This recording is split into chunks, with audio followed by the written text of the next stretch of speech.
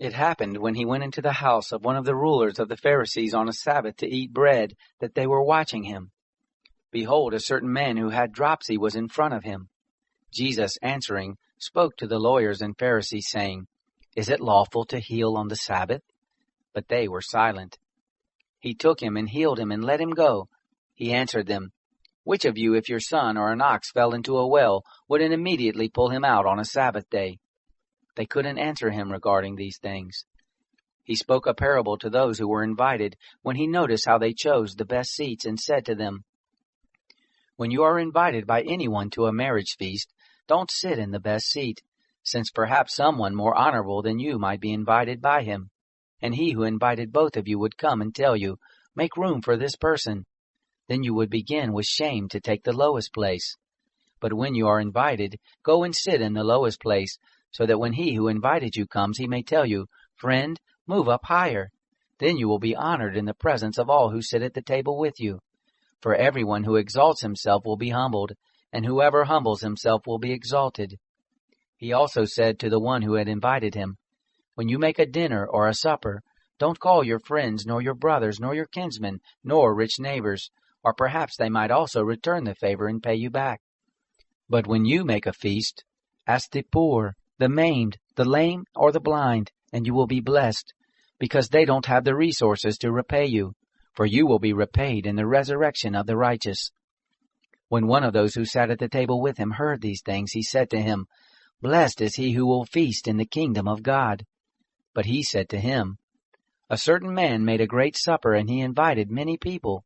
He sent out his servant at supper time to tell those who were invited, Come, for everything is ready now. They all, as one, began to make excuses.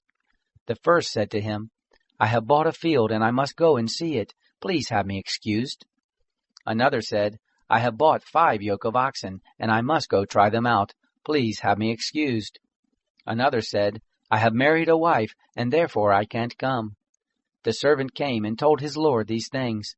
Then the master of the house, being angry, said to his servant, Go out quickly into the streets and lanes of the city, and bring in the poor, maimed, blind, and lame. The servant said, Lord, it is done as you commanded, and there is still room. The Lord said to the servant, Go out into the highways and hedges, and compel them to come in, that my house may be filled. For I tell you that none of those men who were invited will taste of my supper. Now great multitudes were going with him. He turned and said to them, If anyone comes to me and doesn't hate his own father, mother, wife, children, brothers and sisters, yes, and his own life also, he can't be my disciple. Whoever doesn't bear his own cross and come after me can't be my disciple. For which of you, desiring to build a tower, doesn't first sit down and count the cost to see if he has enough to complete it? Or perhaps when he has laid a foundation and is not able to finish, everyone who sees begins to mock him, saying, This man began to build and wasn't able to finish. Or what king, as he goes to encounter another king in war, will not sit down first and consider whether he is able with 10,000 to meet him who comes against him with 20,000? Or else, while the other is yet a great way off, he sends an envoy and asks for conditions of peace. So therefore, whoever of you who doesn't renounce all that he has, he can't be my disciple. Salt is good, but if the salt becomes flat and tasteless, with what do you season it? It is fit neither for the soil nor for the manure pile. It is thrown out. He who has ears to hear, let him hear.